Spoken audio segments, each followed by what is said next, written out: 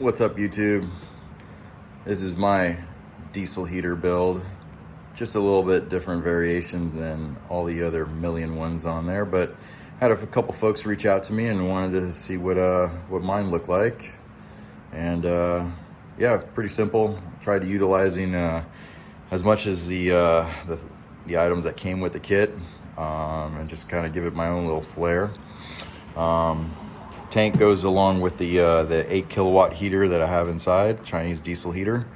Obviously decided to give it a little paint job, but I utilized one of the green Pelican cases that you can get off Harbor Freight.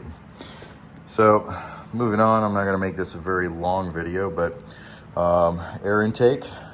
These are like 3-inch pipe fittings that you can block things off. You can get at Lowe's or Amazon.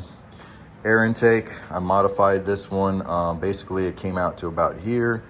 I cut it in half, added a filter, a foam filter on the inside, and obviously wanted to keep it a little bit more low profile, so I glued it all around. So this is the air intake for the actual diesel heater.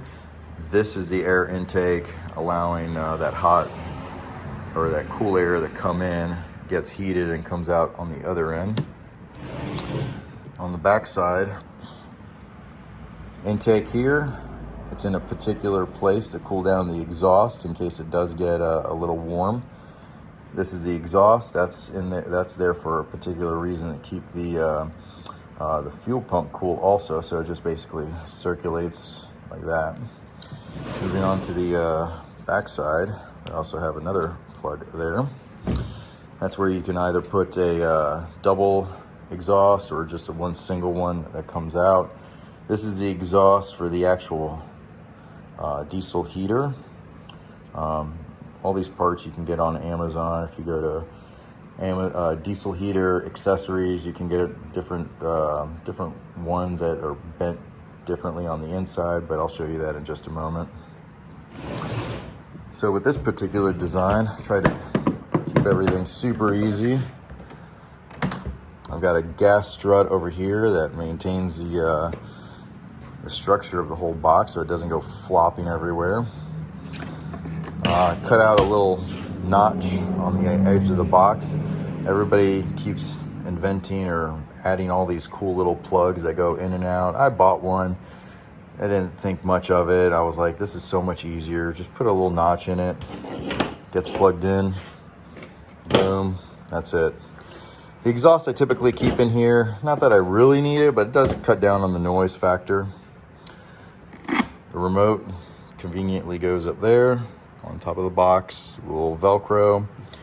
That's for the air intake. Although you don't really need it, but if it's windy outside and you're up in your tent or wherever you're at, definitely makes things easier. I'm gonna put the phone down just for a moment. So I can just plug this thing in here so I can show you guys. So it's a little rubber gasket that goes along in there. Basically keeps everything filtered so we're not getting contaminants. And basically I got this thing off a go-kart that gets put into there. Then we obviously have our heating hose that expands out. That goes along with that. So as far as the controller side, I can either keep the controller right there, or I can pull it out, and it has I don't know, about 8 foot on this cord right here. So you can conveniently put this box anywhere outside. If you're not using the controller runs out of power, you can even keep this inside a tent if you want. But everything's pretty convenient. Got the instruction manual right there. The way I did this was,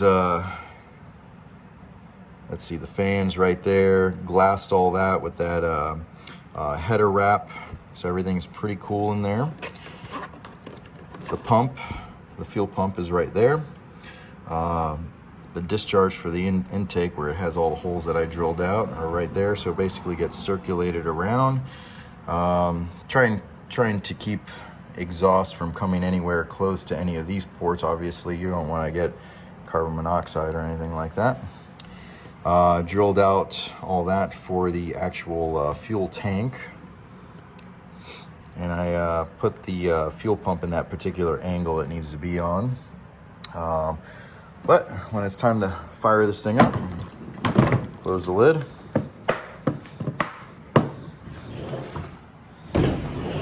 And just for this application, I just put a piece of tape in here just so it doesn't start leaking out diesel while I'm working on this video, but pretty neat. Basically, turn that puppy on, and we've got power right there. And as soon as you plug it in, the fan starts up. And I did it super simple like that. I didn't want to add switches or anything like that. Just for the mirror aspect to streamline and less things to break, less failure points, as they say.